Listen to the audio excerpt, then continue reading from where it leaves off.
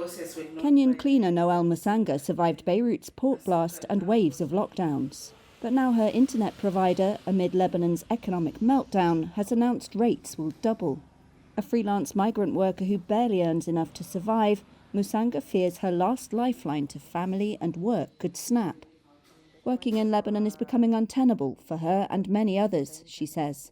Lebanon now, if you continue sitting here, you are wasting your time, you are wasting your energy, and nothing positive is coming out.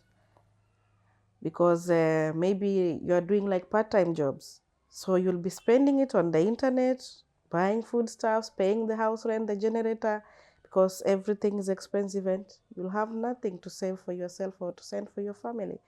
So it's better to go home and find another way of living. Lebanon hosts about 250,000 migrant workers, mostly from sub-Saharan Africa and Southeast Asia, according to the United Nations. Employers have excessive control over their lives under Lebanon's kafala sponsorship system, rights groups say, and abuse of migrant workers in Lebanon is well documented. Without the internet, victims may struggle to seek help, activists say. Lebanon's 3-year financial crisis has left them even more vulnerable. Many were abandoned by their employers as their monthly wages, between $150 and $400, became too expensive. Lebanon's currency has lost 95% of its value, while food and public transport costs have risen roughly 11-fold.